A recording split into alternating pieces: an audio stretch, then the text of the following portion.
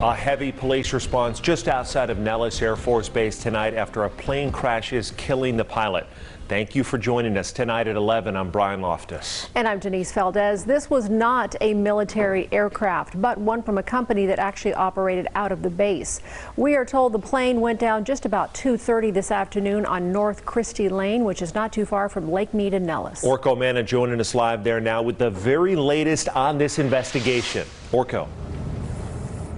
Well, Brian and Denise, Nellis Air Force Base says the plane that crashed was a contractor-operated aircraft. It took off from Nellis and then went down in this area this afternoon near the southern edge of the base. There's still a heavy police and military presence blocking off this part of North Christie Lane as investigators try to piece together what happened.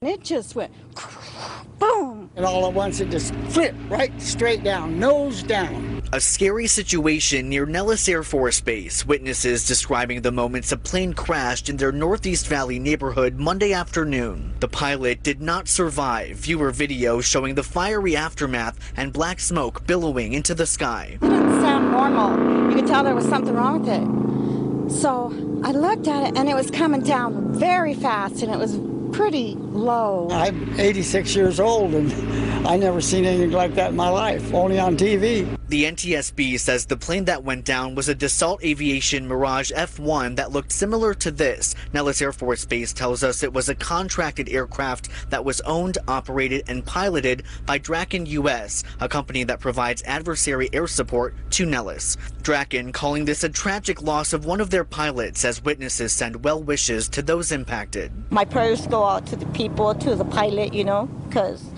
it could have been us right there, Witnesses add that it seemed like some sort of trailer caught fire once the plane crashed, and many say it's a day they will never forget. Of all the things I've seen in my life, that's probably the number one thing that's scared me.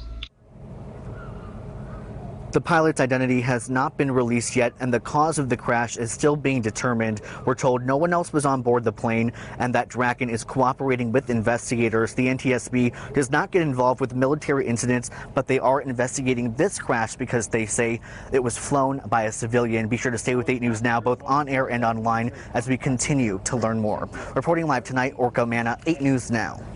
And following the tragic news, Clark County Commission Chair Marilyn Kirkpatrick releasing this statement. Our hearts go out to the family and the friends of the pilot. Today's tragedy is a reminder of the important work being done every day at Nellis in defense of our nation.